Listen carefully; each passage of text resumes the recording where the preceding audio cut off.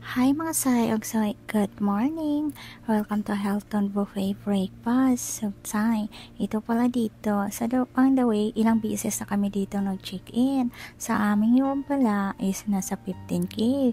Free breakfast na yan. Pero kapag mag-walk-in ka dito, kailangan mo magbayad ng 1,800 per person para maka-avail ka ng buffet breakfast nila. Ito pala yung wine destination nila. At ito din yung tinatawag natin na Philippines foods. Nandito, marami ka talagang pagpipilian. Napakasarap pa naman ng mga fooding dito. As in, minsan nalilito talaga ako kung anong kakainin ko. O, diba? Naluloding talaga yung brain mo kung alin yung pipiliin mo. At syempre ako, magpo-focus talaga ako sa mga pagkain na hindi ko pa nakain. At ito naman yung juice section nila. At dito naman, ang dami pa rin magpipilian. So, ayun. Masasabi ko sa inyo talaga, worth it talaga kapag pumunta kayo dito. Napakasarap ng pagkain at sari-sari pa.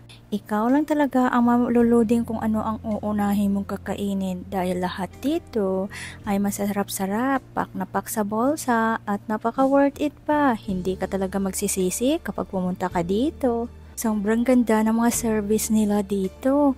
Kaya kayo, kapag kaya sa budget, itreat nyo din yung sarili nyo sa mga ganitong restaurant. Dahil deserve naman natin yan. Syempre naman, huwag puro trabaho. Kailangan din natin mag-chill-chill pag may time. O, diba? Bumaba pala kami dito ng 9 AM na kasi kapag umaga, 6 AM, napakadaming tao, napaka-crowded. Kaya ganitong oras, wala na masyadong mga tao. At syempre, marami pa namang pagkain dyan. Kaya dito, sulit na sulit talaga yung bayad mo at swak na swak pa at pak na pak pa talaga sa sarap. Kaya kapag lagi kami dito sa Manila, lagi kami nagstay dito sa Hilton Hotel dahil syempre nakakapaka-comfy pa at napaka-aesthetic pa talaga. At napakaganda pa dito, as in, sulit na sulit talaga yung vacation mo dito.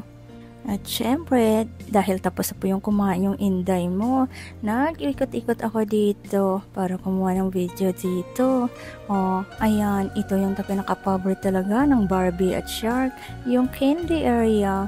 So, ayan na, dahil tapos na ako mag-ikot-ikot nito, mayroon pa akong kumuha pa talaga ako ng dessert.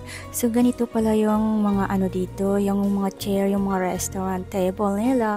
Hindi ko kasi kinukunan yung may mga tao. Syempre, nag-respect din ako sa privacy nila. Hindi pwede na videohan natin sila habang kumakain.